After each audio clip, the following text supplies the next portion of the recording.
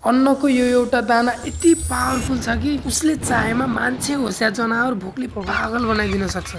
र उसको चपेटामा फसेका उहाँ अङ्कल र यी दुई मित्रहरूको कहानी साथी अति नै इमोसनल छ। किनकि साथी यो एउटा सानो दानाको महत्त्व त एउटा सानो परेवाले बुझेको रहेछ, तर यो एउटा दाना भनी उसले खान खोज्दा पनि खान पाएन।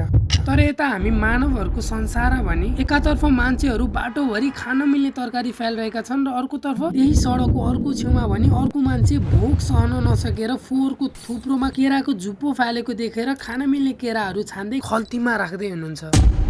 साथी वास्तविक संसार धेरै अचम्मको छ, किनकि उहाँ अङ्कलबाट अलिकति पर अर्को फोहोरको थुप्रोमा अर्को घरि केरा पनि फ्यालिएको भेटिन्छ। तर यो फ्यालिएको केरालाई थाहा थिएन कि अब यसले कतिजनाको पेट भर्नेछ। तर त्यस बेला यो थाहा थिएन कि अब हामीले मानव सभ्यताको अर्को तितो सत्यसँग जुझ्नु पर्नेछ।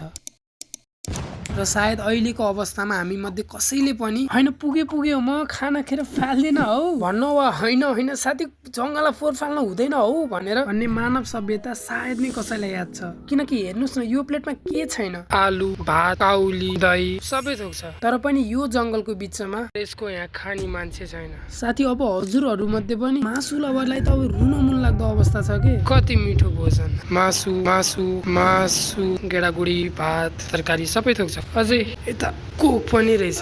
तर बिचरा भोकाको व्यक्तिको हातमा पुग्न सकेन। र अझै यतापट्टि हो बिस्कुट र उसको छिमेकी जसले एकजना भोकाएको व्यक्तिको पेटको आगो शान्त पार्न सक्थे। तर के गर्नु, यथार्थमा उसलाई जङ्गलको बिचमा यत्तिकै फ्यालिएको छ। तर यही प्लेट भोकाएका ती अङ्कलको हातमा पुगेको भए यसरी यो पनिरको चौटा फ्यालिन्थेन। यो काउली यो गाजर महत्त्व बुझिने थियो, यो दहीको महत्त्व कसले बुझेको होला।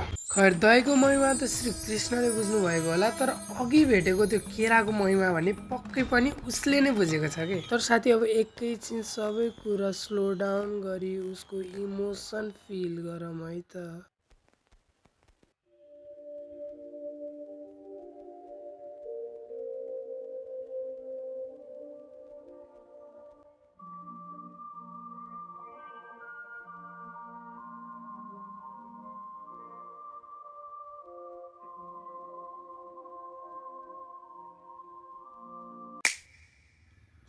साथी के तिमीले उसको भोक उसको प्यास उसको तडपनलाई फिल गर्यो त?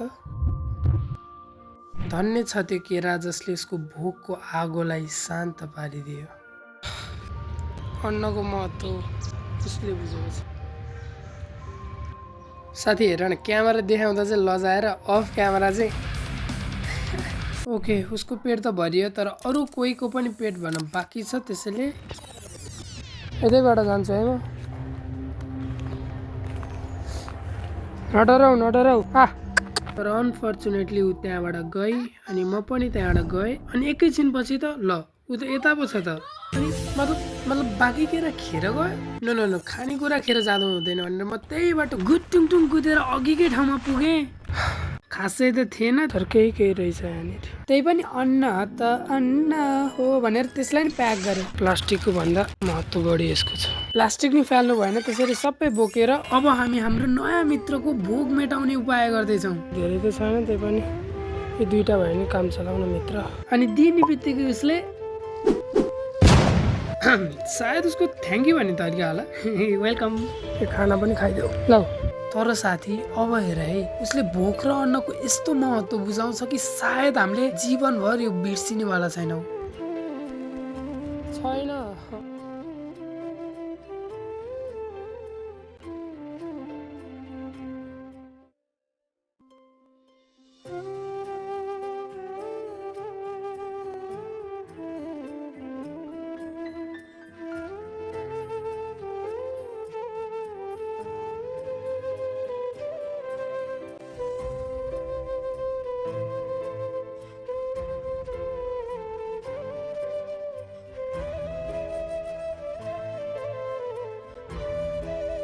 माफ गरिदेऊ यार, छैन अरू त।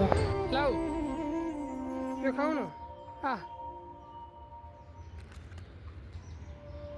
खाऊ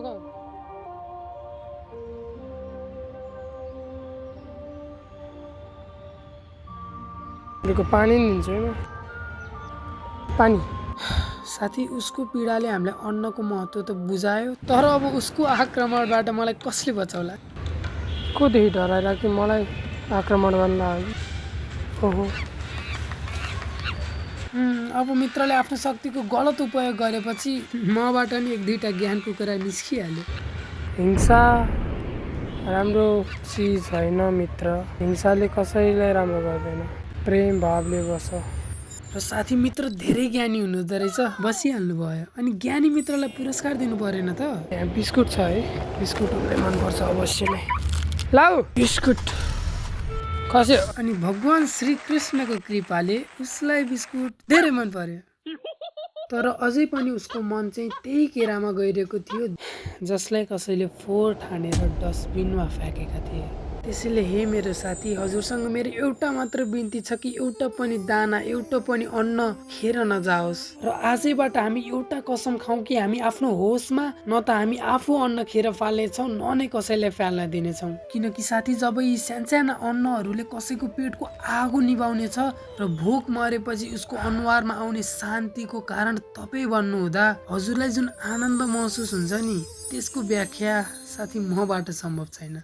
र हे साथी, म एक्लोले यो ठुलो अभियान सुरु गर्नु नै सम्भव छैन, तर तिमी र म मिल्यौँ भने यो सम्भव मात्र होइन, सफल पनि हुन सक्छ। अझै साथी, हरेक अन्नको महत्त्व बुझाउने यो अभियानमा यदि हामीले अर्को एकजनालाई पनि जोड्न सक्यौँ भने त साथी, संसारमा कुन जीव जन्तु चाहिँ भोकले मर्नु पर्ला र?